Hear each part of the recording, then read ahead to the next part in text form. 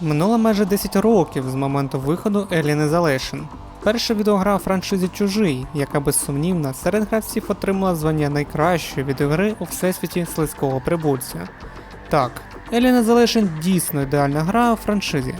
Існує думка серед гравців, що відеоігри у цьому фантастичному всесвіті завжди були недосконалі, але віддані фанати франшизи ніколи не впадали у відчай, і ніби як Індіана Джонс просувалася через усі перешкоди до постаменту, де сяла та відеогра, яку жадали фанати серії. І власне за все своє свідоме життя до моїх рук ніколи не потрапляла відеогра про жорсткого ксеноморфа, яка могла б мене наблизити хоча б на йоту до атмосфери оригінального фільму Рідлі Скотта «Чужий». Зазвичай відеоігри про прибульця були 2D-платформером з часів консоли Sega або NES, або гра виглядала як типова стрілялка на кшталт Doom або Quake. І причиною релізів відеоігр в подібному жанрі був не тільки попит серед гравців на стрілялки. Гравцям, відверто кажучи, було пофіг, що різниця між умовним Wolfenstein і Alien Trilogy є банальна обгортка відеоігри. Проблемою відсутності відеоігр в подібних Alien Isolation ховається в таких факторах. По-перше, як би це смішно не звучало, технології тодішніх консолей не змогли би відобразити увесь ступінь звірячого страху перед ксеноморфом. А по-друге, гравці просто ще не були готові до жанру горор в відеоіграх, бо розквіт жанру горор ще попереду. Тому сьогодні я пропоную згадати і більш детальніше поговорити про Alien Isolation. Чи дійсно ізоляція дарувала аутентичні відчуття, які притаманні оригінальній стрічці, або ж це звичайний піар-крок і просто гра на емоціях відданих фанатів. Чи дійсно Alien Isolation – це відеогра у стелс-горор жанрі, або ж це не так, і все ж таки гру можна пройти, розстрілюючи наліво і направо дроїдів, людей і, власне, мерзотних прибульців. Та про що саме мали на увазі розробники з Creative Assembly під тезою «Ксеноморф отримав розсунені щі, і прибулець буде постійно вчитись на помилках гравця». Що ж, сьогодні я спробую знайти відповіді на всі ці нелегкі запитання.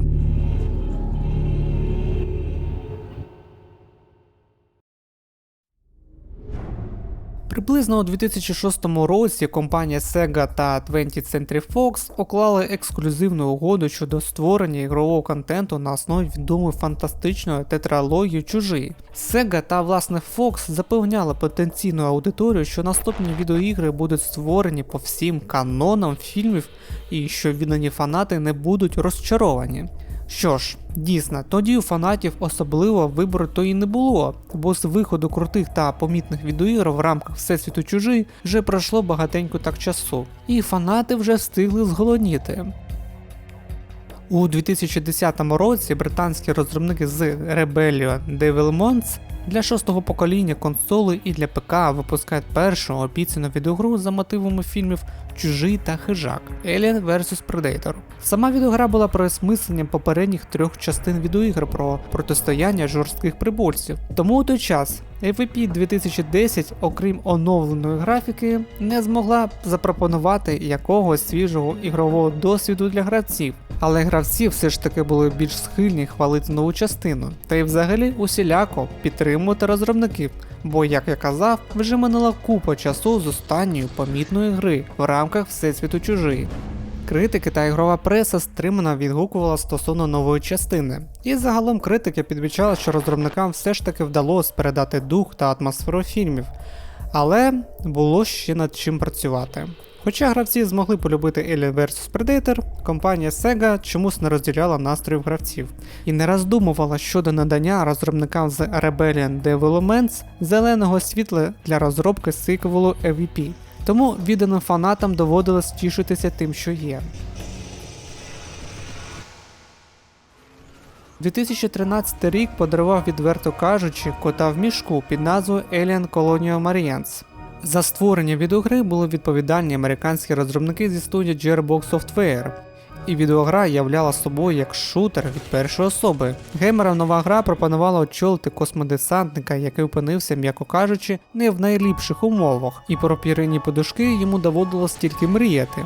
Aliens Colonial Marines задумувалося як логічне продовження одноіменної кінострічки Чужі режисера Джеймса Кемерона, яка розширювала лор всесвіту і намагалась закрити би усі сюжетні дірки. Команда з Gearbox Software змогла втілити у відеогру атмосферу та знайомі риси улюбленого фільму. Проте, намагатись зробити з відеогри віртуальний музей було недостатньо для успіху проєкту, бо через кризу в робочому процесі і непорозуміння в команді та тим, що Gearbox Software одночасно розроблялось 3 відеогри, а це Borderlands, Duke Nukem і, звісно, Alien Colonial Marines, ці фактори не змогли не вплинути на кінцевий результат. Через те, що сценаристи намагалися закрити усі сюжетні дірки, самі не помітили, що сценарій відеогри виявився, м'яко кажучи, слабким. Геймери та критики підмічали неякісну озвучку персонажів, сухі діалоги, роздутий пафос і ще як масло в вогонь зірка кінострічки Майкл Бін почав бубаніти, що пережив не найкращий експірієнс, працюючи над озвученням героя. Хоча я б слова цього пана не став би як істину в останній інстанції, бо кожен, хто знайом з історією створення триквелу, чув, що Майкл Бін ще той фрукт. Як за традицією, преса журила гру за вже застарілу графіку. Хоча, подібні тези, як і 10 років тому жили, так і зараз дратують своїм існуванням. Коли ж ми все ж таки здвинемо свій спектр уваги з графіки на геймплейні особливості. Але геймплейні аспекти не змогли врятувати відеогру від провалу. Тому в 2013 році ігрова преса не розуміла, нащо подібний продукт було випускати. Критики справедливо розтрощили гнівними оцінками відеогру, а віддані фани вбачали в цьому кінець. Бо після подібних обставин видавець тупо закриває майбутні проєкти, ідеї викидаються у смітник, а фанати залишаються у розбитого корита. Відтепер Sega остаточно дивилась зі скепсисом на серію відеоігр про Чужого, бо невдалий досвід Colonial Marines продемонстрував, що успішна франшиза в кіно не дорівнює успіх у відеоіграх. Тривалий час не було чуток про долю майбутніх відеоігр про улюблених прибульців. Геймери вже остаточно втратили надію, але тим часом все ж таки знаходився один секретний проєкт. Проєкт, про який ніхто не міг второпати. І що ж це за відеогра?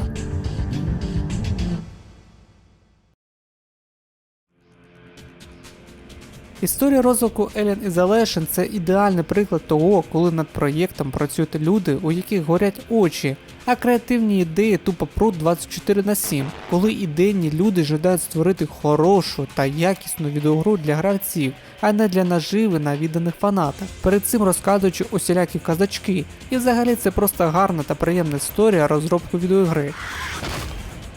Саме за розвиток нової відеогри про Чужого була відповідальна британська команда розробників з Creative Assembly, яка була більш відома по популярній серії відеоігр у жанрі історичного RTS, а це Total War. Приблизно у 2009 році почали розповсюджуватися чутки стосовно того, що команда працює над новою відеогрою, яка є для розробників незвичним та новим жанром. І спочатку вам могло здатись, що це Alien Isolation. Nope. Команда у той час повинна була працювати над грою, яка була би присвячена майбутнім літнім Олімпійським іграм в Лондоні у 2012 році. Насправді у Sega в той час вже знаходився в розробці один проєкт про ксеноморфа. Але, на жаль, цей амбітний проєкт все ж таки було скасовано. Насправді геймери досі не усвідомлюють, що втратили відеогру, яка могла би стати унікальним проєктом серії. А може навіть і шедевром, який міг би стояти поруч з такими легендарними відеоіграми, як Fallout New Vegas та Star Wars The Old Republic.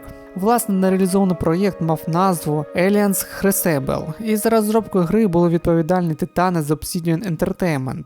Так як переважно усі відеоігри від Obsidian належать до жанру RPG, то ігра про ксеноморфів була би не винятком. Творіння від Obsidian переносив би геймерів на планету Калькодера, де резиденти... резиденти.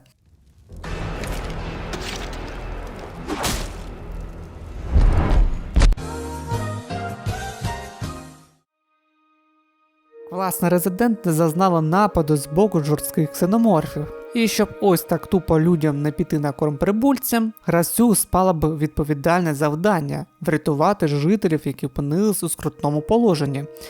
Але геймери так і не змогли особисто зацінити новеньку відеогру про чужих у такому незвичному і цікавому жанрі для серії. Бо вельми розумні представники з Sega вирішили, що проєкт від Obsidian не вселяє довіру, тому слід прикрити проєкт на невизначений час. А у той час до Creative Assembly дійшли чутки, що Sega скасувала проєкт від Obsidian. І не розгубившись, Creative вирішив метнутися кабанчиком та розпочати власну розробку відеогри у серії Чужий. Зовсім нещодавно команда розробників закінчила роботу над маловідомою відеогрою під назвою Viking Battle for Asgard. І гадаю, нашому геймеру оточенню ніхто ніколи не чув про цю гру. І на жаль, Viking банально не зміг отримати навіть локальну популярність серед геймерів. І щоб якось підняти командний дух, Creative Assembly після гіркого релізу Вікінга, команда розпочинає роботу над новою відеогрою з поміткою Secret Legend. Саме таку кодову назву мав новенький таємний проєкт від британських розробників з Creative Assembly. І власне хитрі британці тривалий час водили за ніс не тільки пресу, де розповсюджувалися чутки, що розробники вже ось-ось зараз розпочнуть розробку спортивної гри про Олімпіаду. На протязі тривалого часу Creative Assembly вдалося зберегти таємницю від босів з компанії Sega. І тому, щоб отримати зелене світло від Sega і не потрапити на ті ж самі граблі, що й Obsidian, Creative Assembly перше, що зробили, це розпочали дискусії, у якому жанрі потрібно розробляти новий проєкт. Ідеї, в якому жанрі робити гру, відмітались одні за однією. Шутери і RPG жанри потрапили одразу ж в смітник, бо на ринку відеоігр відверто вже відчувалась втома від шутерів, і геймери бажали чогось нового та цікавого. Власне, креативний директор студії Алістер Хоуп так коментував майбутній проєкт про слизького прибульця. Знаєте, на протязі усього свого життя я був і, власне, досі є відданим фанатом кінофільмів про чужого. Є настільки фанатів від цієї історії, що тривалий час мріяв створити відеогру про моторошного прибульця, яка би віддавала шану вже класичним фільмам. Тому я вважаю, що як для тру фаната, у мене та у команди не було проблем в генерації ідеї для гри. Тому ми не сиділи і тупо не кліпали очима, не розуміючи, куди ж штовхати майбутній проєкт. Ми знали, що робити. Тому я просто базовано надихнув свій Teams і сказав оце. Вельми шановні, ви пам'ятаєте, як ви ховали за спинкою дивану при перегляді фільмів «Чужий»? Так ось, я пропоную відтворити ті самі почуття і помножити їх на 100 у нашому новому проєкті. Усі за роботу! Хто не зрозумів, про що я мав на увазі, чекаю з заявою на звільнення.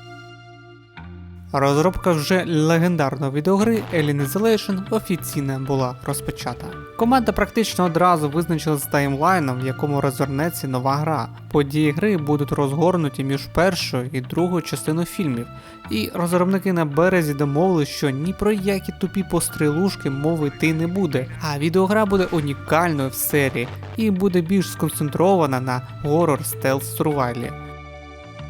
Sega, прознавши, що Creative Assembly навіть оком не вирухнула у розробці спортивної гри про Олімпіаду, почала сильно нервувати, що студія займається не тим, чим треба. І боси майже не отримали інсульт, коли до них дійшла інформація, що Creative Assembly тривалий час працюють над грою про чужих. Тому Sega задала резонне питання. Ви що, там усі сказились? Нам не потрібна ще одна гра про чужих. Це буде нікому не потрібна відеогра. Нам вже вдосталь відверто кринжової Colonial Marines. Може ви все ж таки надалі будете робити гру про Олімпіаду?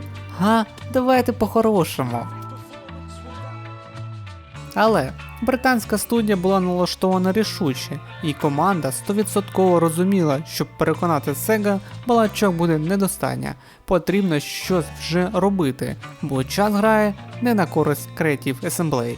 Для того, щоб не впасти обличчям в багнюку, керівник студії Тім Хітон перед командою наказав до дедлайну прописати детальне бачення відеогри, відшукати стабільне і адекватне рушій, на якому буде базуватись гра, і власне зробити демо-версію, щоб переконати Sega.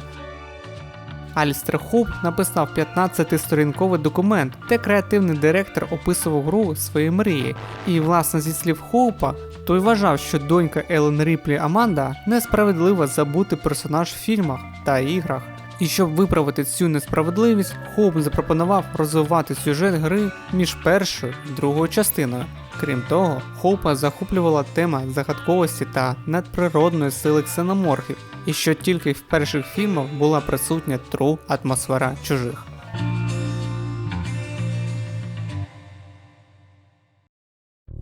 Отже, Алістер рекомендував робити акцент саме на уразливості людей та звірячому страху перед монстром. Бо, якщо бути чесними, усі ці гігачат космічні морпіхи вже сиділи в печінках у геймерів всього світу. Якщо ксеноморф має надприродну силу, то, по ідеї, гравець мусить уникати прибульця, так? Ну звісно так. Хоуп і команда клопітливо підійшли до пророблення сурвівал-сегменту нової гри. Таким чином команда почала накидувати ідеї, які характеризують жанр.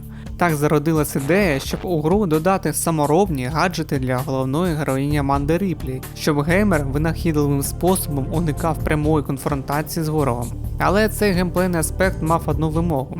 Ніяким чином гаджети не повинні зламати горор атмосферу та баланс гри, і ніяким чином ізоляція не повинна перетворитися в банальний шутер. Бо, як ми знаємо, в історії таких прикладів дійсно купа. Отож, для гри планувалось розкидати по всій ігровій мапі усякі шафи і куточки, в яких гравець зможе сховатися від прибульців, людей і дроїдів. І бонусом розробники попіклувались про гравця, аби гравець зміг уникнути серцевого нападу у реальному житті. No. I am sweating. Oh my god! Run!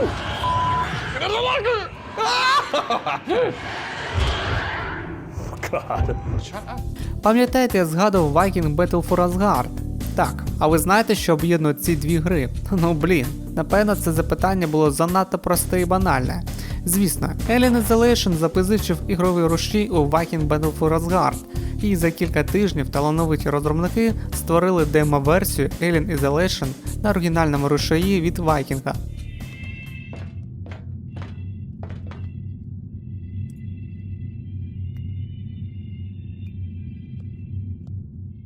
В демо-версії ізоляція демонструвала власний погляд на новий проєкт серії, і демка натякала на серйозні наміри реалізувати гру мрії для всіх шанувальників фільмів. Звичайно, після демонстрації Sega просто не змогла встояти перед цим проєктом, але до фінального результату ще було ой як далеко.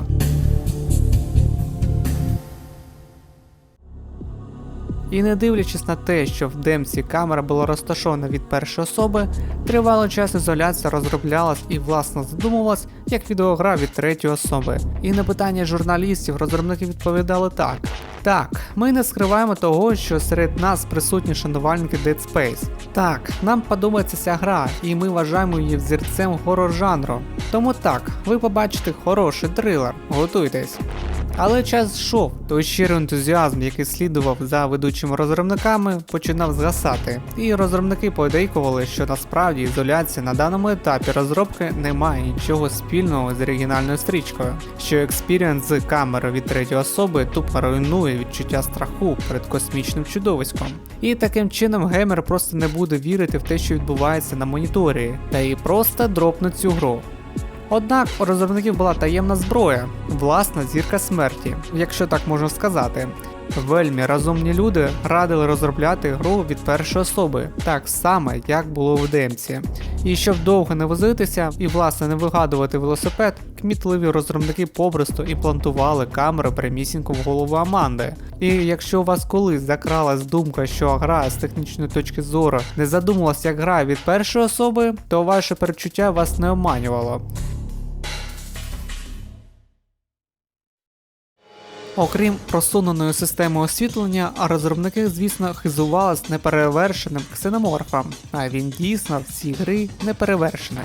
Якщо погортати сторінки журналів, натрапити на статті на веб-ресурсах за рік до релізу, то гравцям тупо в обличчя кидали солоденьку інформацію про те, що у ксеноморфа буде штучний інтелект, який ніби буде вчитися у реальному часі.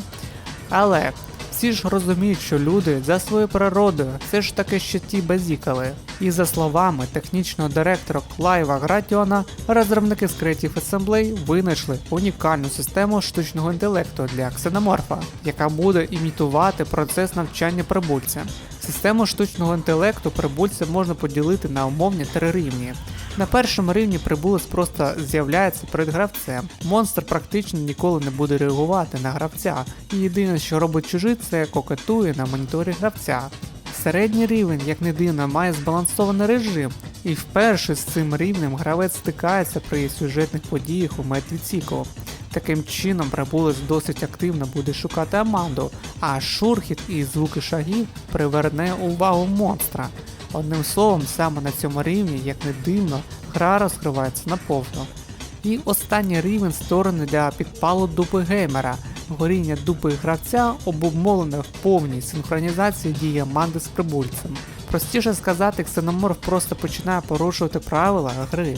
І відтепер монстр з легкістю заповзе в вентиляційну шахту, яка до цього була безпечним місцем.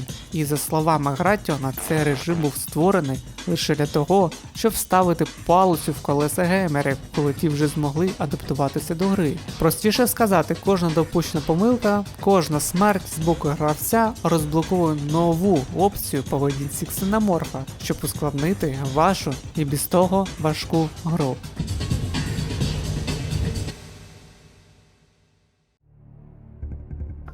7 жовтня 2014 року по всьому світу на консолях Xbox 360, PlayStation 3 та, звісно, ПК відбувся реліз Alien Isolation.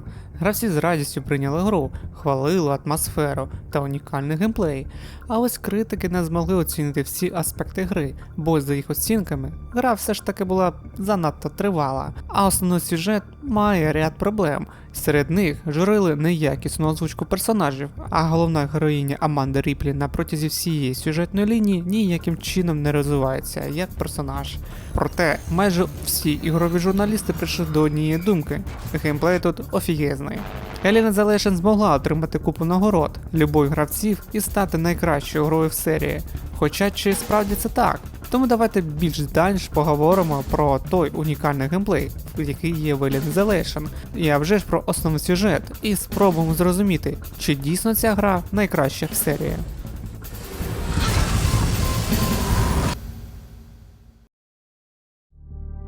Давайте я одразу розставлю всі точки над «і». Заздалегідь підкреслю деякі речі основного сюжету Alien Isolation. Основний сюжет ізоляції зірок з неба не хватає, бо для ізоляції сюжет стоїть не на першому місці. Однак, Alien Isolation обережно адаптує оригінальний сценарій першої частини фільму та робить умовний ремейк з відеогри. Так, Alien Isolation не змогла все ж таки уникнути деяких помилок, і певні речі можуть підпалити вашу дубцю.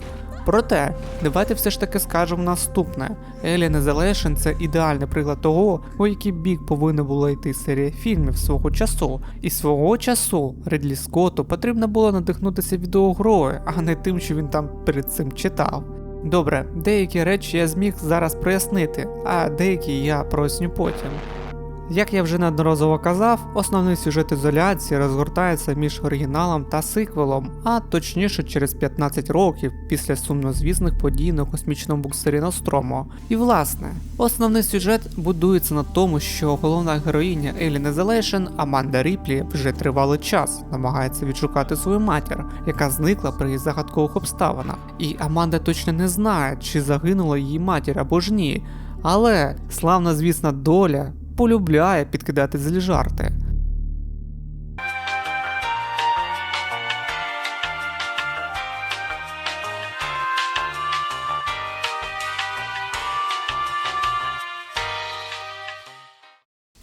Отак, в час буденної робочої зміни до Аманди завітав представник Weyland Yutani Крістофер Семюельс. І Семуельс розповідає, що бортовий самописець космічного буксира Ностромо було знайдено, і у Аманди нарешті з'явився шанс дізнатися про долю рідної матері. Але всі ж ми чудово знаємо, що Вейланд Ютані отак просто так не робить хороших вчинків.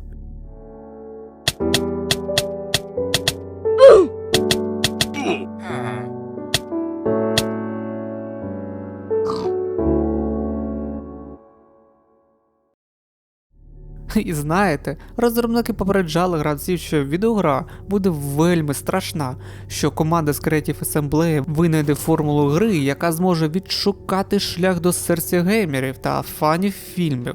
Але я ж не думав, що слова розробників 100% будуть правдиві. Я не думав, що мені в першу ігрову сесію доведеться озброїтися хустинками, щоб ліквідувати водоспад сліз, бо те, що я побачив, мене надто розчулило. Так, гаразд, я підтягнув пісню до носа, і власне, що я мав на увазі. У ЗМІ ходила купа чуток, що Creative Assembly змогли клопітливо реконструювати аутентичні декорації з оригінального фільму. Але хто знав, що буде саме так?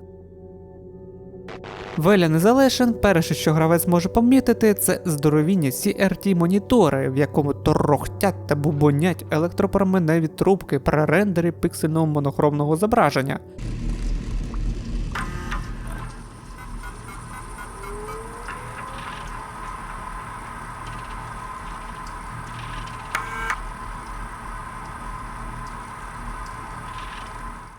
І окрім цього, в кадрі можна помітити набір меблевих предметів, які характерні американській епосі 70-х. А це пухкі шкіряні канапки та не менш м'які шкіряні подушки, які є частиною опалубка коридорів космічного тягаря. І всі майбутні прилади та предмети, які будуть потрапляти до рук команди, завжди будуть мати механічний принцип роботи. І це тільки мала частина того, що може помітити гравець.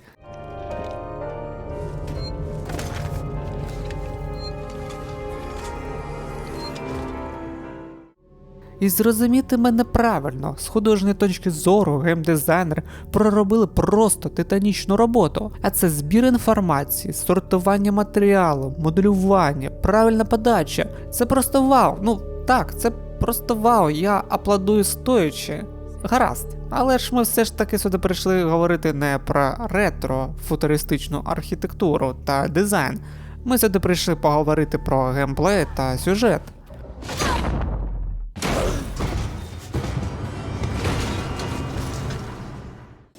Окей, Аманда все ж таки погодилась приєднатися до космічної місії. Отож, по всім канонам космічних пригод, історія починає свій шлях з космічного корабля, тому Аманда прокидається після гіперсну на космічному кораблі Торренс, який прямує на станцію Севастополь за бортовим самописцем. І поки космічний корабель рушить у космічному просторі, геймер може ознайомитися з управлінням, зрозуміти принцип дії з об'єктами та предметами, почитати нотатки, які просвітлюють та розкривають основний сюжет, і вперше посідати в шафі. І а вже ж нарешті познайомитися з героями. Що потрібно гравцю знати про героїв, які постають у сюжеті? Чесно, якщо геймер більш-менш знайом з фільмами про чужих, то одразу може розкусити всі сюжетні виверти. Хто поняв, то зрозумів. Але все ж таки потрібно представити команду Торренса, щоб потім не заплутатись. Hope you all had a restful journey. The Torrens. Екіпажем Торренса є капітан Діана Варлейн та офіцер Вільям Коннор, а пасажирами корабля є Аманда, Семюельс та Тайлер. І якщо Аманда просто має бажання дізнатися про долю рідної матері, то представники Вейланд Ютані повинні повернути бортовий самописець, бо ніби як 15 років тому корпорація пізнала репутаційних та грошових збитків, і хто поняв, то зрозумів, чому власне Ютані хоче повернути прилад.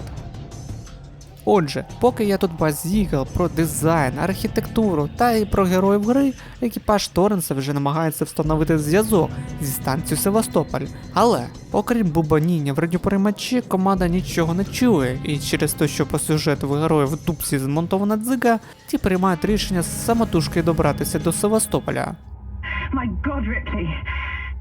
You're doing good, Tim.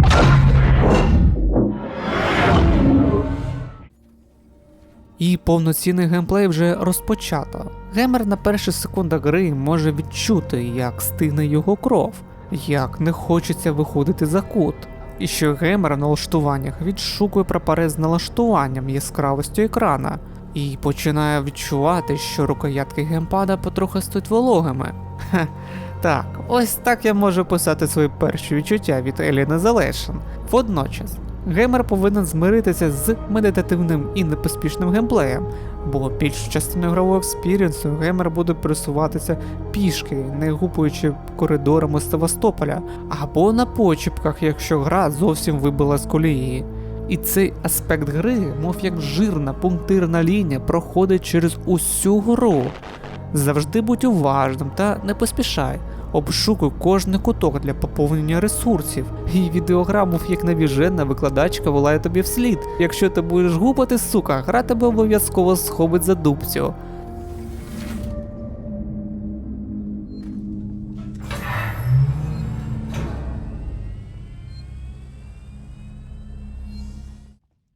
Гаразд, припустимо, ми вже звикли до управління гри. Зрозуміло, що вона непривітлива і слово розторопне є синонімом. Отже, тепер найкращим другом гравця є пошук джерел світла, бо якщо є світло, то якось можна впоратися з почуттям тривоги.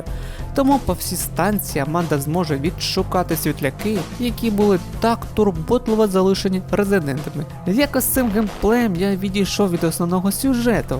Вибух, який відбувся на станції, розлучив героїв, тож Аманда повинна відшукати друзів, але без перешкод ця пригода а вже ж не залишиться. Як я вище казав, світляки не просто так стають друзями Аманди. Річ у тім, що станція зазнала якогось невідомого хаосу. У динаміках на репіті записано сос-повідомлення, стіни станції вмальовані графіті. В тунелях утворився суцільний безлад з розкиданих речей, а в повітрі вітає дух тривоги. Ну а геймер з Аманди в один голос каже, що тут бляха сталося?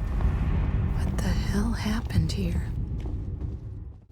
Долаючи темряву, тунелі і вентиляційні шахти, які стають чи не найбезпечніше місце для геймера, Аманда рішуче йде в бік радіопереговорної рубки, щоб встановити загублений зв'язок з Торренсом.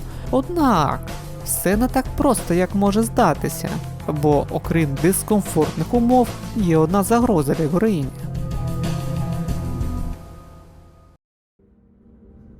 Власне, що уявляє собою це ваш Севастополь? Власна ігрова мапа – це коридорні лабіринти, по яким будуть розкидані зачинені кімнати з бонусним лутом, схемами для гаджетів та іншим.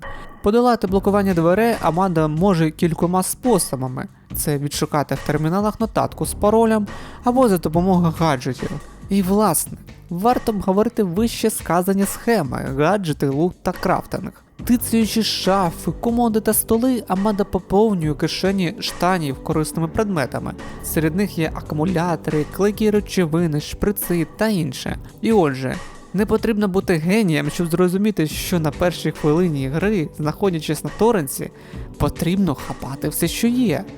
Ну і звичайно, весь цей мотлох є розхідним матеріалом для створення предметів. І на початку гравцю буде доступна лише одна схема крафта, а це ліки. І щоб отримати нові схеми, геймер повинен уважно грати і крутити камеру на 360 градусів, щоб отримати жадану схему. І скажу чесно, проходячи гру на середньому рівні складності, я не відчув якоїсь недостачі в ресурсах. Аманда спокійнісінько крафтила потрібні їй гаджети, а рівень здоров'я завжди мерехтів на позначці 100 одиниць. Проте, з підняттям рівня складності гравець почне відчувати недостачу в ресурсах, і тут буде потрібно вже думати та йти на компроміси, щоб створити потрібний гаджет.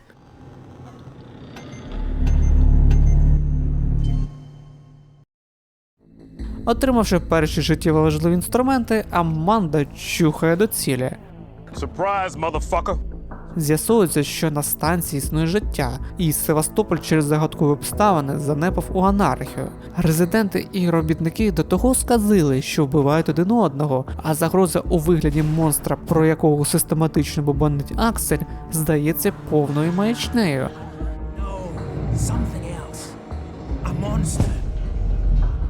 Новий знайомий погодився провести Аманду до центру зв'язку Сіксон в обмін на квиток на Торренс, і при цій незабутній подорожі Аксель розжовує та пояснює ситуацію, яка склалась на Севастополі.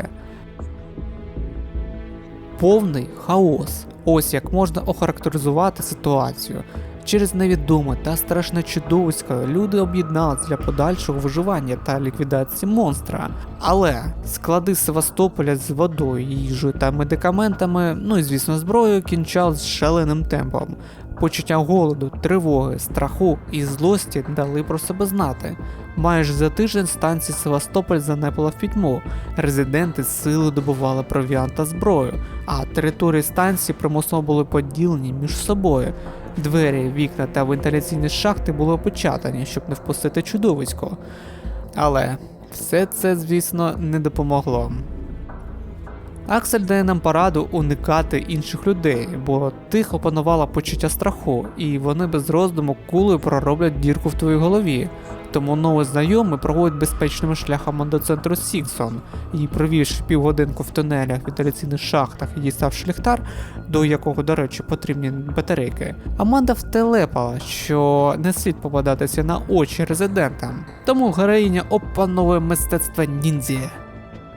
Що взагалі можна сказати про стелс-сегмент Alien Isolation? Ну, якщо в двох словах, то він добре зроблений. Але якщо спробувати розібрати по кісточках стелс-режим, то тут почнуть вилазити деякі проблеми.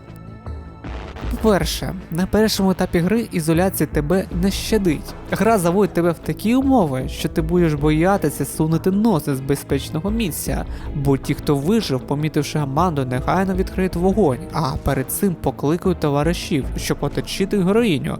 Тому у гравця іншого вибору не буде, окрім того, щоб якнайшвидше приймати рішення і лишнього разу не привертати до себе уваги. І звісно, потрібно буде переміщатися на причіпках, уникаючи світла. Ой, проте, якщо відключити емоції, подолати почуття страху, стресу та подивитися більш уважніше, то я помітив, що штучний інтелект резидентів не такий ж і прокачаний. Відверто кажучи, у жителів існують сліпі зони, і ці зони величезні. Наприклад, якщо ховатися за парканом в метрі від вартового, який явно буде дивитися в твій бік, то той просто не помітить стрічащу голову Аманди. Або якщо резидент відверто загнав тебе в глухий кут, він буде просто тупо валати та спамити пострілами в твій бік. Якщо в першому прикладі я можу зрозуміти, що в системному коді є певні обмеження, що в будь-якій грі є подібні речі, то ось в другому прикладі я з точки зору симуляції ігрового світу не можу второпати.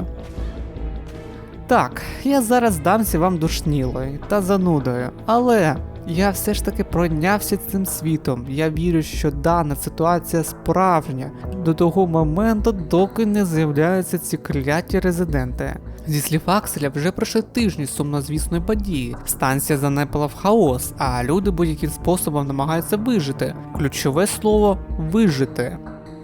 А резиденти вже второпали, що на станції завівся монстр, і по записах з терміналів можна дізнатися, що насправді звір тут не один. І до цього всього люди постійно чують, як в вентиляційних шахтах постійно щось грохає.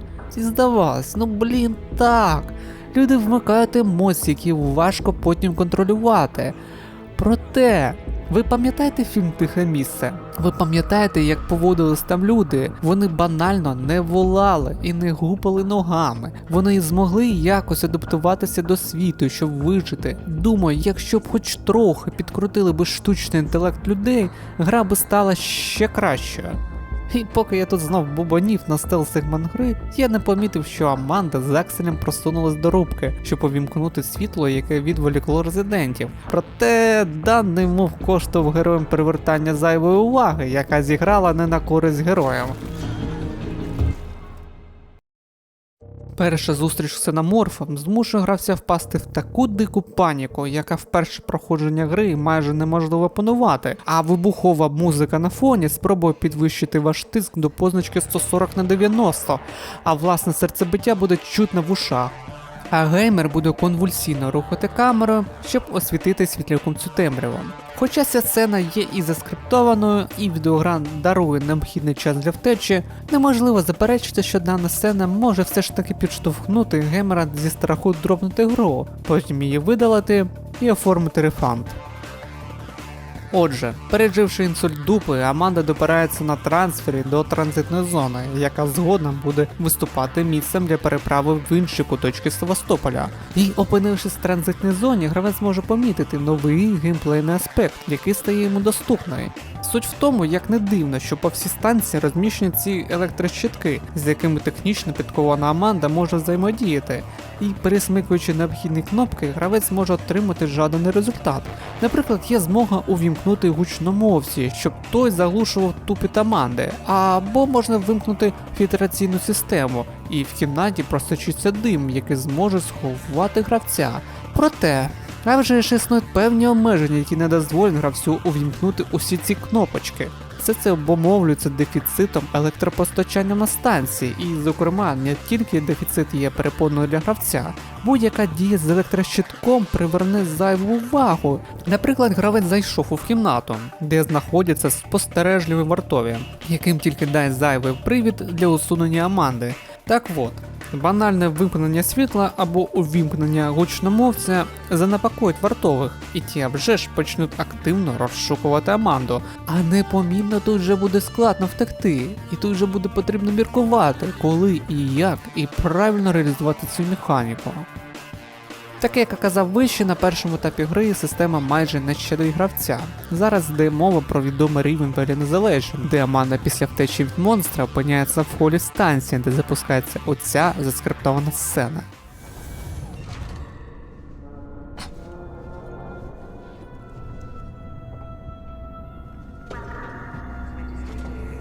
Stay back! Shit! Guys, over here! Someone's here! Курва, його мати! Як мене досі злить ця частина гри! Це найкращий приклад, ні це просто, сука, ультрабомбезний приклад, як змусити гравця жбурнути геймпад від себе, дропнути хуєм цю гру і одразу ж зробити рефанд в стімі.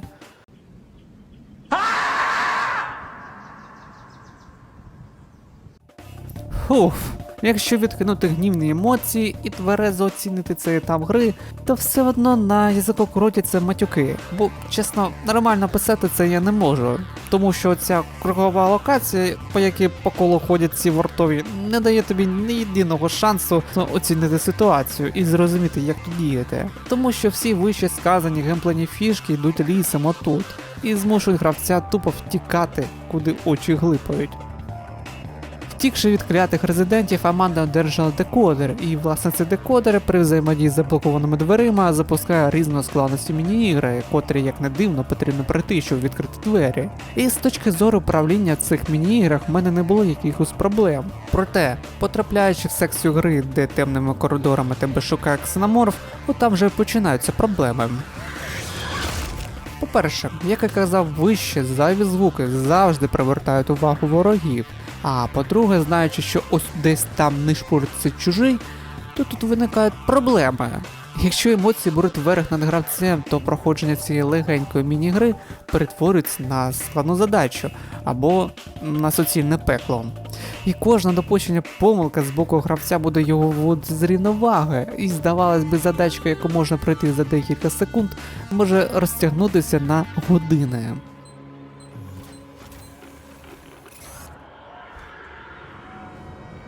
Jesus!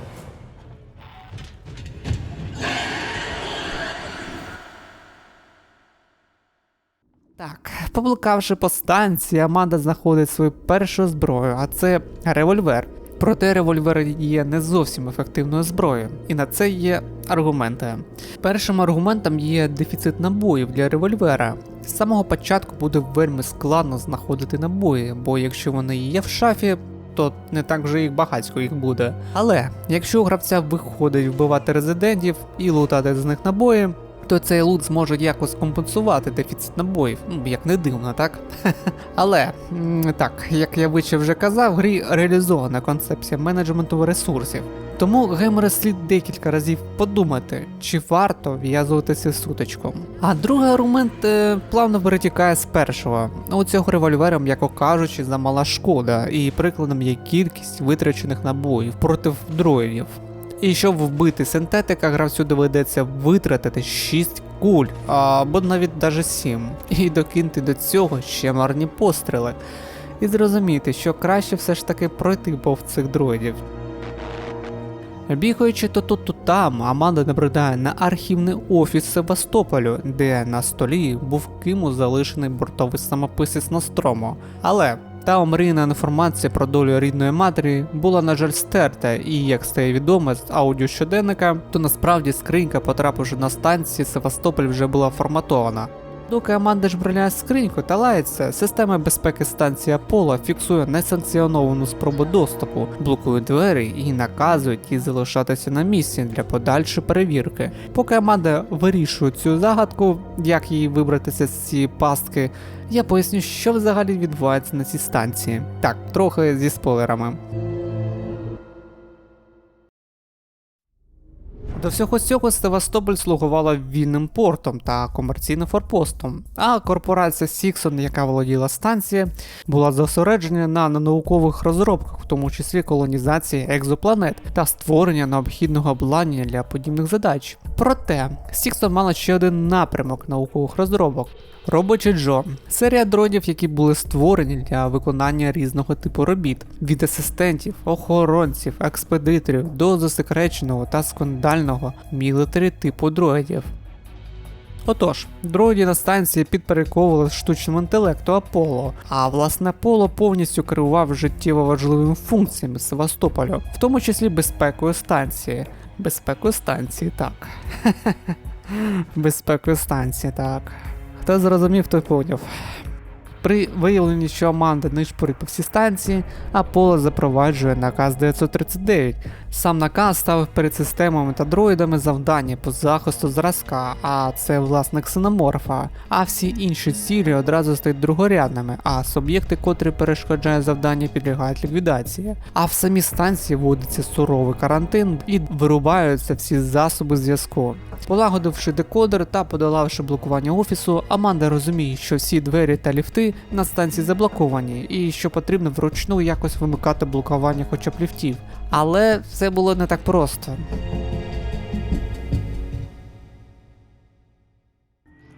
При деактивації блокування ліфтів Аманда отримує інсульт дупи, бо з вентиляційної шахти виповзає ксеноморф. Видовище, яке бачить Аманда, страшенно. Плавні та витончені рухи одночасно захоплюють і лякають, а позаземний зовнішній вигляд до устрачки дивує. Так, відтепер це монстр не дасть спокою Аманді, а про власні враження я скажу все ж таки потім.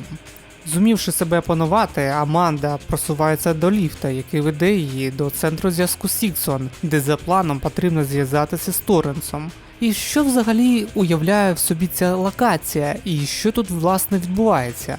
Оскільки в назві фігурують такі слова як центр та Сіксон, то можна припустити, що тут тиняються дроїди. І так, тут дійсно тиняються дроїди, і власне, як в одному з перших рівнів, де потрібно прибігати до стелс-сегменту, у гравця, який ще не зміг адаптуватися до умов гри, можуть виникнути проблеми. І проблема, власне, полягає в цих дроїдах. Так, вони вельми повільні, так, вони менш уважні, чим ті ж люди. Проте, у дроїдів є особливість, яка пропалить ваш стілець. Ця особливість є однією з бісячих речей в Alien Isolation, і це, звісно, їх сила.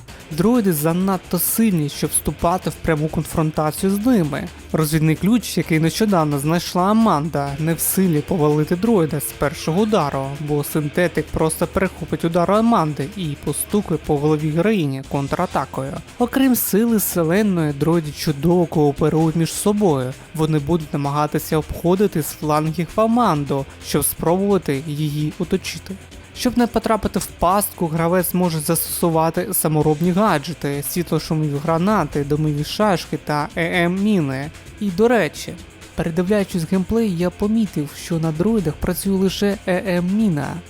Власне, якщо тактично думати і не робити критичних помилок, то дроїдів можна уникати без проблем. Та й, чесно кажучи, завжди можна жбурнути в бік торохтілку і просто втекти з місця подій.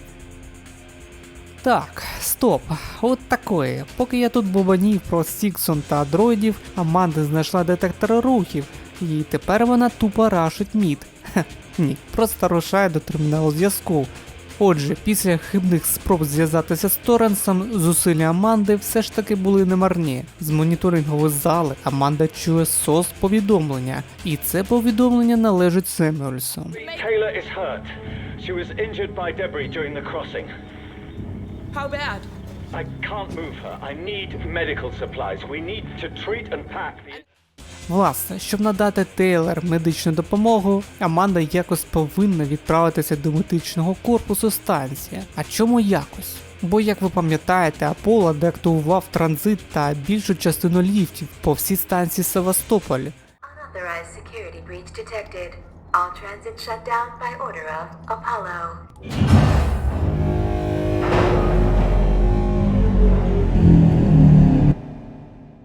Побубонівши на non-friendly схему мапи, Аманда все ж таки рушає в бік медцентру, яке було зсередини заблоковано лікарем, котрий тривалий час сидить на самоізоляції, і сам лікар пояснює, що йому теж потрібні ліки. Проте, їх нема на цьому поверсі, і хоча він знає, де їх знайти, лікар побоїться йти туди. І пояснивши, де знайти ліки, лікар пропонує провернути супер-пупер операцію по розшуку коду доступу для службового ліфта, який веде до амбулаторії. Пам'ятаєте, я обіцяв вам розповісти більш детальніше про власні враження від ксеноморфа та його поведінці. Свої обіцянки я, а вже ж, виконую. Як ви пам'ятаєте, розробники з Creative Assembly штучний інтелект монстра поділили на 3 рівні. І власне перший рівень, де чужий тривалий час ігнорував Аманду, вже минув. І власне середній рівень штучного інтелекту активується на рівні з пошуком кода від службового ліфта. Ховаючись за канапкою, в локацію потрапляє ксеноморф, котрий буде активно шукати Аманду. І власне саме тут гра випробовує силу волі гравця, бо ті фактори, про які я казав вище, починають працювати саме зараз. А це нагнітаюча фонова музика, погано освітлені тунелі.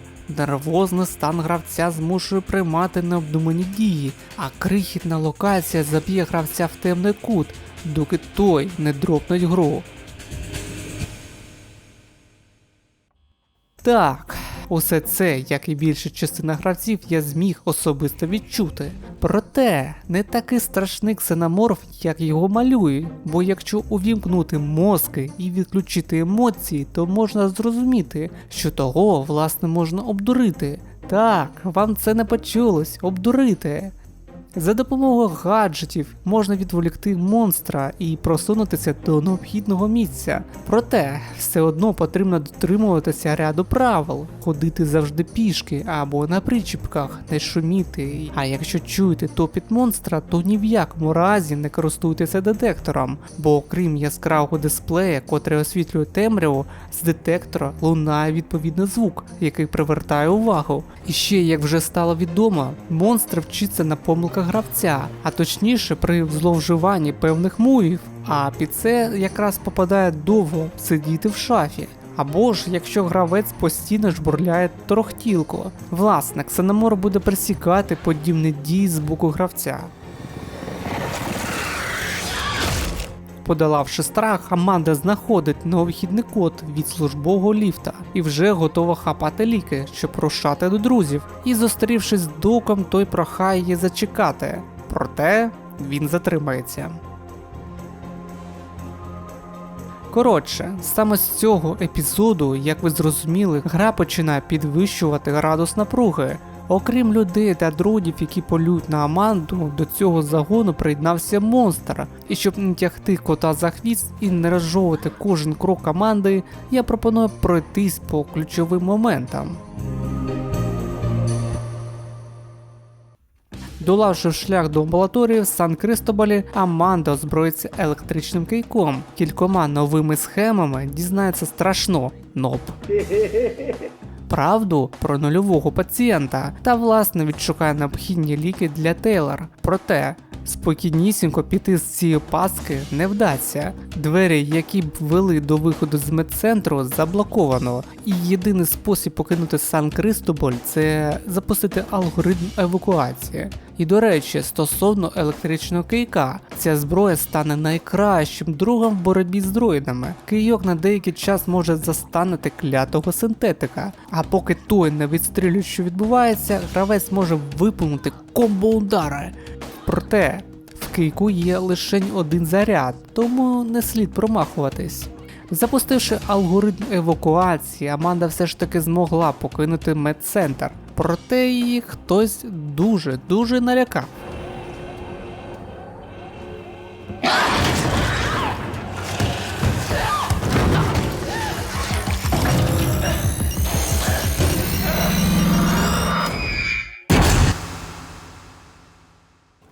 Опинившись знов в скрутному становищі, на цей раз, щоб потрапити до транзитної зони, Ріплі повинна знову полагодити ліфт. Все це тому, що Аманда Ріплі в нас технічний спеціаліст. Зато проблем не повинно виникнути. Отож, Аманда під керівництвом геймера швиденько відшукує деталь, лагодить ліфт і відправляється до своїх друзів. Ripley? Taylor needs attention. Medical's a no-go. We can't take her there. We have a basic life support unit back at HQ. Then let's go! Космічний марш, який, до речі, причетний до вибуху в медцентрі, прохає нас полагодити транзит, а точніше його просто увімкнути, бо тільки так можливо попасти в бюро маршалів. І що? Звісно, ми тупаємо туди, поки нові друзі тут будуть байдики бити. І власне, знаєте, чому ця ситуація виглядає потішна? Га? Тому що головна консоль, яка власне відповідає за усі переправи, знаходиться просто тупо на один поверх вище. Розумієте? Увесь ступінь потішності. Типу, нові друзі прознали, що Аманда технік за фахом, а її лиха сміливість пропорційна ідіотизму. Тому Аманду не жаль, нехай йде і все робить за нас. Ха-ха. Зато ми ж знаємо, що усі наші дії, власне ж таки, допоможуть нам вижити і адаптуватися до цього клятого місця, а ви далі сидіть в цій бульбашці. Хоча, сюжет надарма завів Аманду до головної консолі. Так, гравець знаходить новий гаджет – газовий пальник, який допоможе відкрити оті всі заблоковані двері. При використанні пальника гравець прямо як герой з фільмів буде різати щитки. Весело це? Ну, звичайно весело, чому ж ні?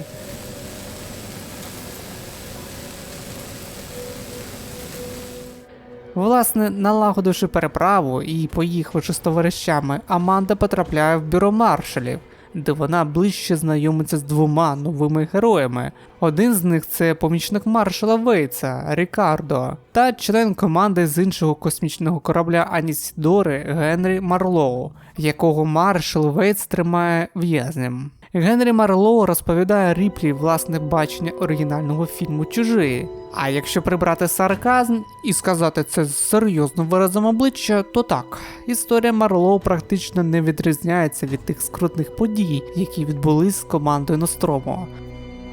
Команда з Анісідори, слідуючи за сигналом з чорної скриньки, намагалась відшукати космічні тягарі Ностромо, проте стався гаплик.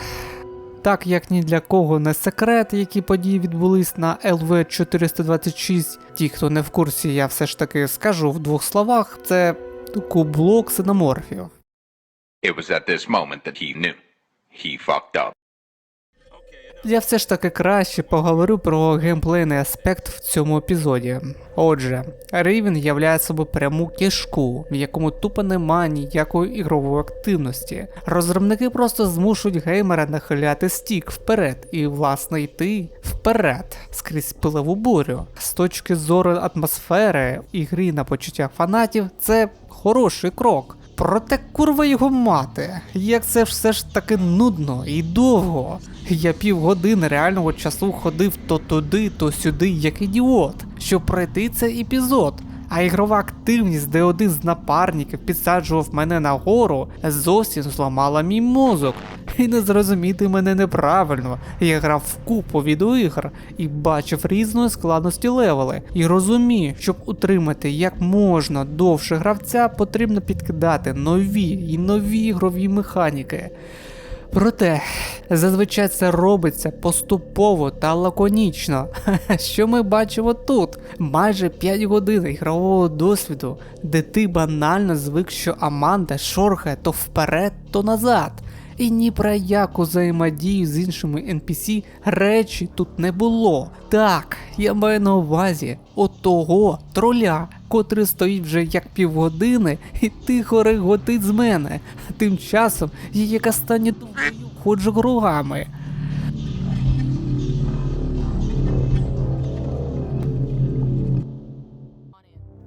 Переживши флешбек, маршал Вейтс пропонує знов попрацювати Аманді. Так, вам це не почулось, знов попрацювати. Його неперевершений план, пропорційний план повстанців зоряних війн по зруйнуванню зірки смерті. Власне, маршал дарує нам вогнемет, з яким гра потрохи починає втрачати весь горор-сегмент.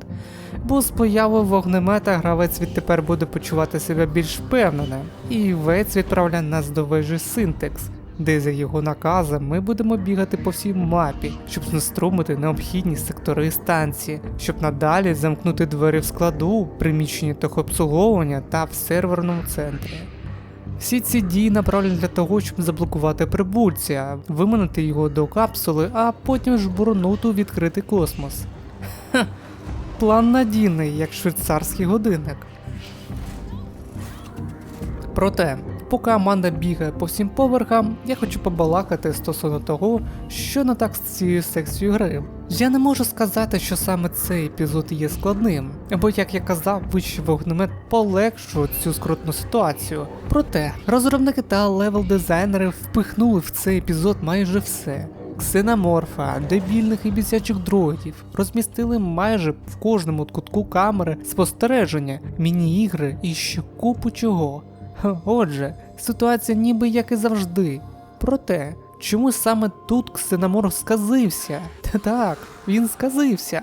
І напевно я витратив купу часу для подолання цього клятого сука-раунду, бо саме тут Ксеноморф скаженіє і починає поводитись так, як тупа причепа. Куди б я не пішов, як би я не рухався, цей виродок буде постійно вилазити, і вилазити саме тут. Просто тупо, покаде.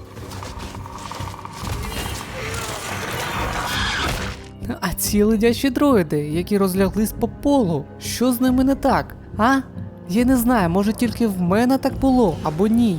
Напишіть, будь ласка, в коментарях, чи був причепо чужий на цій локації у вас. Просто мені здалося, що саме в цьому епізоді гра запускає якийсь певний скрипт, який ти ніяким чином збити не в змозі. Гаразд, побігавши то тут, то там, Аманді все ж таки вдалося заблокувати необхідні двері, щоб загнати у пастку Ксеноморфа. Однак, в пастці опиняється не тільки монстр. Виявляється, монстром був не тільки космічний звір. Jetson procedures underway.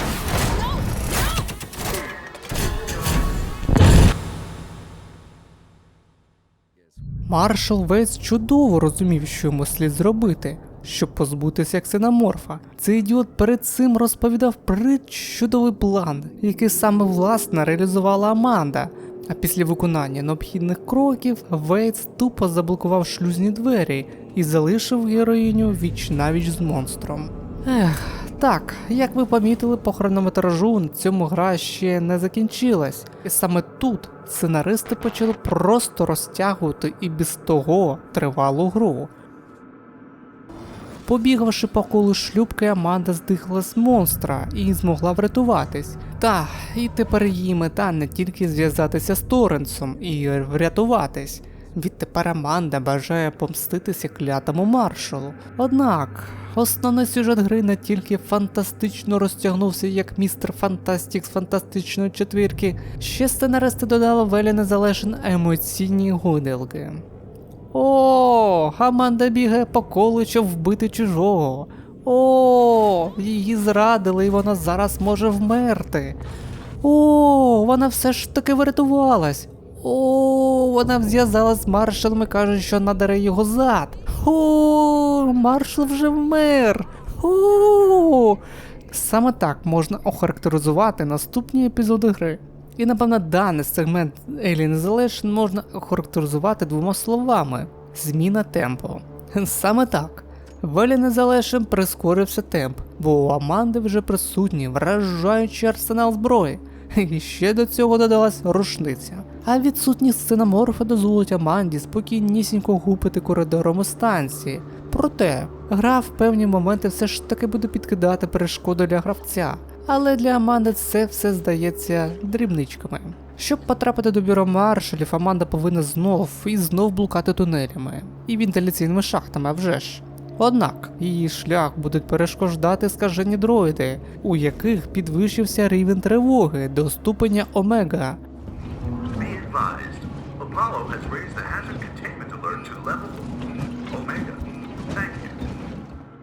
Так, з сюжетної точки зору тут дійсно щось відбувається, а ось з точки зору геймплею тут нічого не відбувається. Ну, окрім однієї екшн сцени, де Аманда буде косплеїти Doom Eternal.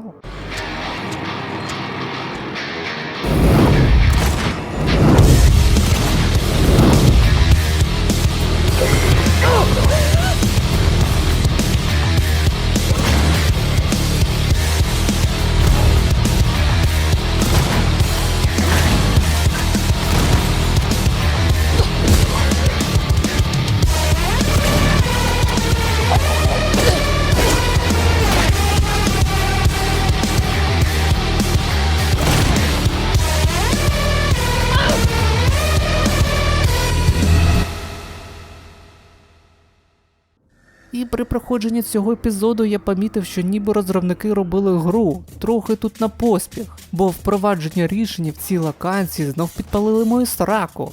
Знов. Я знов хочу тут побовоніти. І побовоніти на ці сука кляті двері. Я не знаю, про що думали розробники саме тут, але склалась думка, що їх все ж таки похуй було. Або це ж який рівень уваги потрібно мати, щоб побачити ці двері. І я просто не розумію. Я знов, сука, не розумію. Я знов витратив 40 хвилин реального часу, щоб зрозуміти, що потрібно, сука, впритул підійти до дверей, щоб вони відчинились. Ні, я все розумію. Реалізм, медитативний геймплей. І ніби ще повинен насолоджуватися кожній хвилині цієї клятої, сука, гри.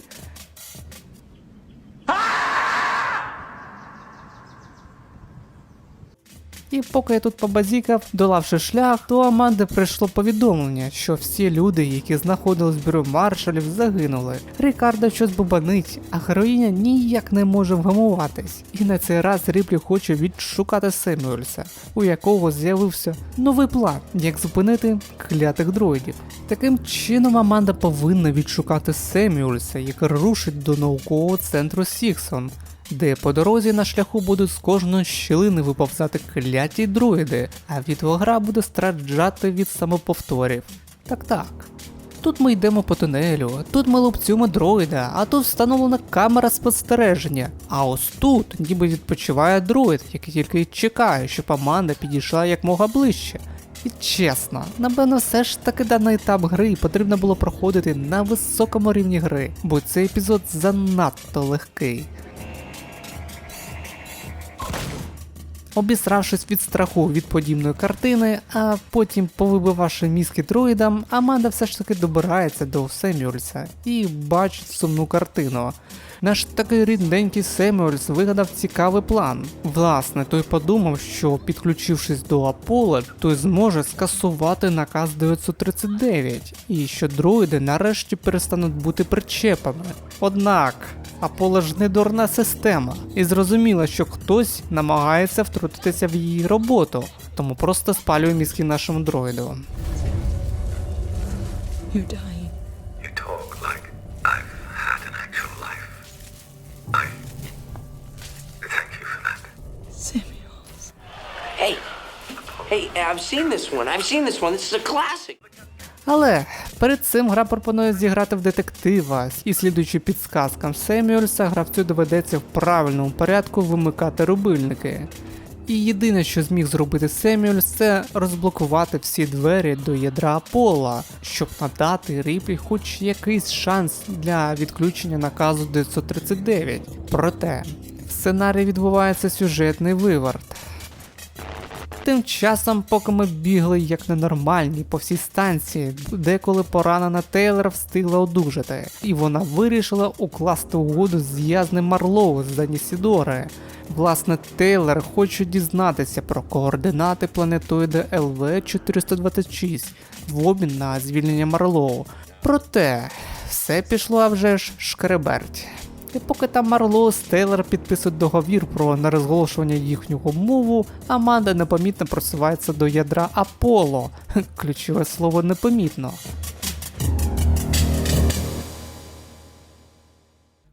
На цьому етапі гри розробники подумали, що напевно все ж таки гра погано збалансована, і відверто кажучи, гравцю стало вже прям таки легко грати. Тому по сюжету сценаристи роблять неочікуваний крок. Щоб потрапити до ядра Аполло, Аманда повинна позбутися всієї зброї.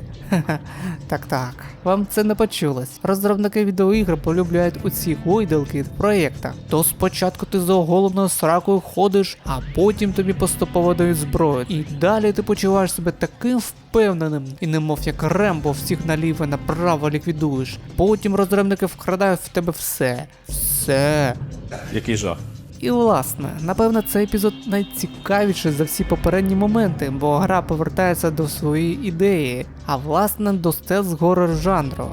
І в цій локації в тебе ніяким чином не вийде вбити цих дроїдів, бо по-перше, тут банально щільно, і дроїди легко тебе схоплять, а по-друге, ці дроїди вдягнені в спецкостюми, на яких не діє ЕМ-міна.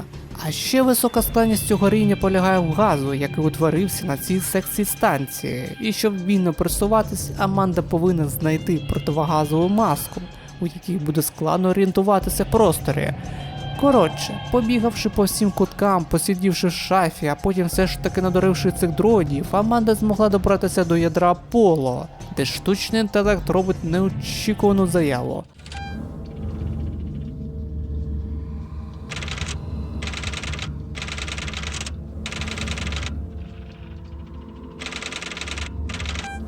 Sons of bitches!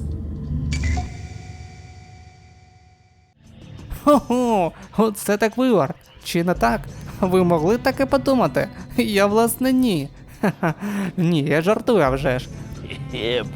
Побазікавши з Рікардо, Аманда роздумує, що насправді скасувати наказ 939 заважає щось в реакторі станції Севастополь. Ха.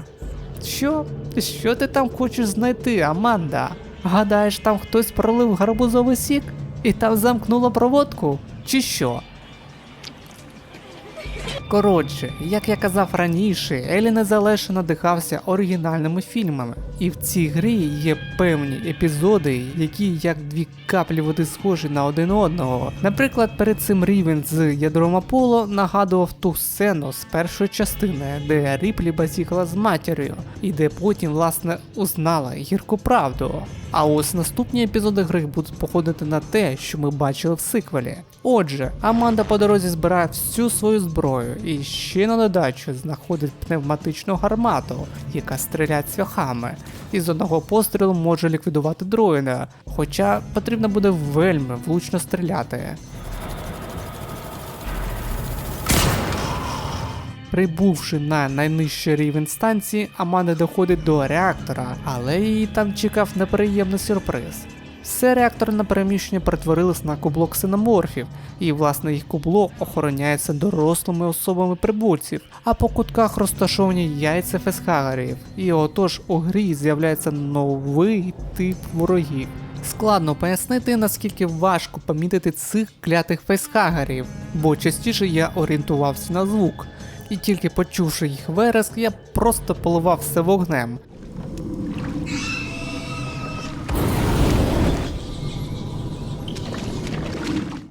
Проте, якщо ви уважні та граєте в комбінації клавіатура та миш, то можете сміливо стріляти з револьвера, бо з однієї кулі ці виродки здохнуть.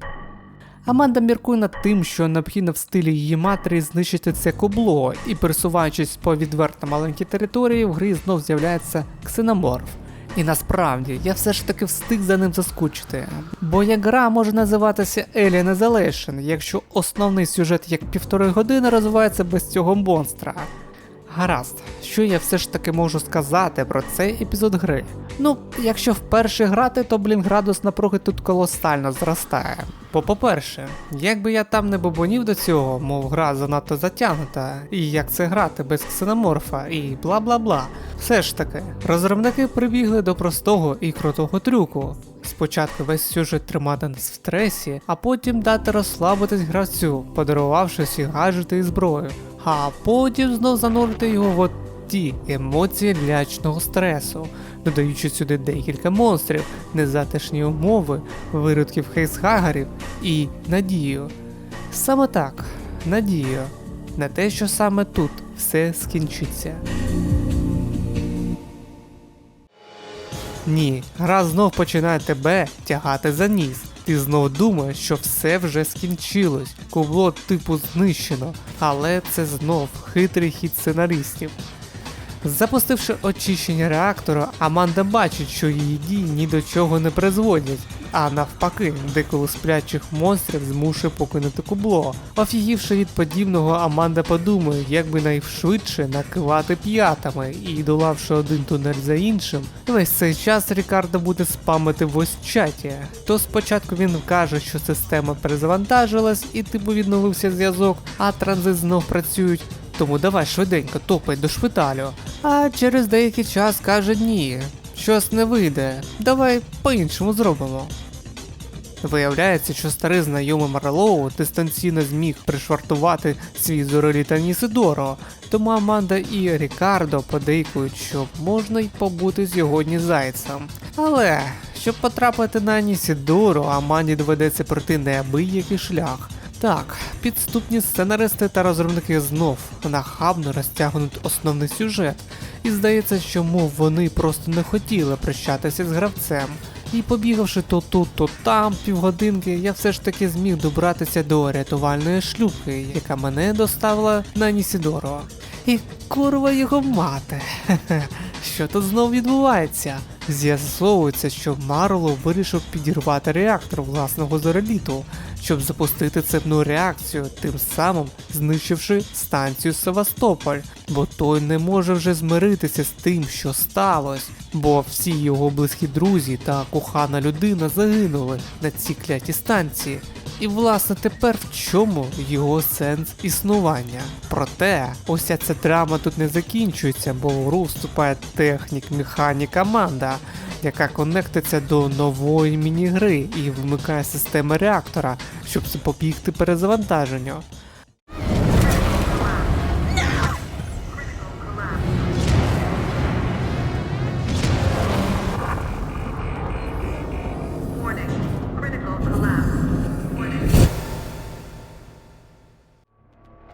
Ох, ну це вже не смішно, чесно. Гра просто не хоче мене відпускати. І наступні епізоди гри будуть розповідати, як Рікардо каже, що є можливість зв'язатися з Торренсом. Але, щоб попасти до ліфту, який веде Аманду в космос, геймеру доведеться згадати і скористатися навичками стрільби, бо охоронці з Сіксон теж хочуть врятуватися. Проте іншого шляху, як вбивати все, що ходить, вони не розглядають. Як я казав вище, цю гру все ж таки потрібно було грати на високому рівні, бо оцей раунд буде занадто легким для досвідченого гравця, бо навіть важко озброєні охоронники не перешкода для Аманди тепер.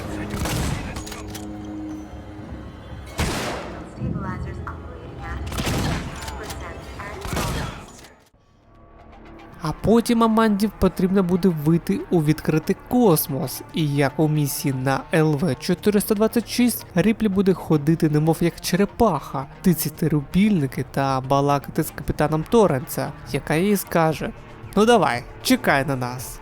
Ну і а вже ж просто так підлітити Торренс не зможе, обов'язково потрібно ускладнити життя геймеру. І отож, Рікардо та капітан буде нас квапити, а монстр на станції знов скаженіє і буде тупою причепою. А Аманда буде знов ходити то туди, то сюди та нишпорити станцію. Коротше кажучи, торрент не зможе пришвартуватися, або там щось зламалось. Проте є один варіант, який зможе врятувати Амандо. І вже по класиці Аманда повинна знов налагодити електропостачання, потім побігати по тунелях, ховаючись одночасно від двох монстрів, а потім пафосно слоумо спробувати надіти скафандр. І здавалось, що вже тут точно повинна закінчитися гра.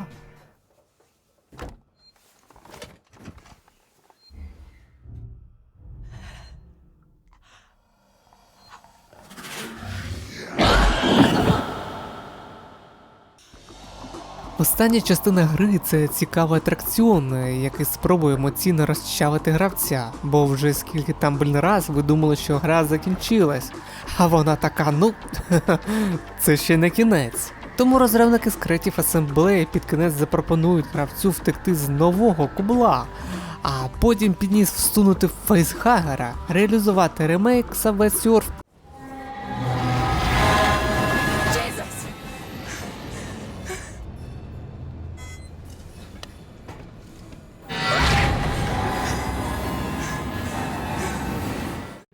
Так, ви ж зрозуміли, що до всього цього герої сконнектили торрент зі станцією. Так ось, щоб від'єднати торрент, Аманді потрібно вийти у космос, потицяти кнопочки і таким чином торрент буде вільний. І не тільки торрент буде вільний.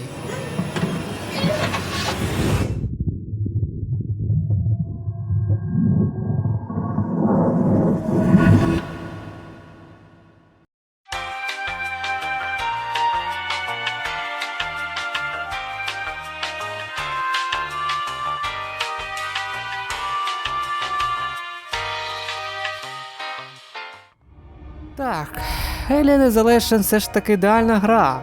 Якби я її тут зараз не сварив, ця гра може подарувати такий спектр емоцій гравцю, що ніяка інша гра про чужого не зможе цього зробити. Так, Alien Isolation все ж таки трохи затягнута і є певні бісячі моменти, а основний сюжет це ремейк.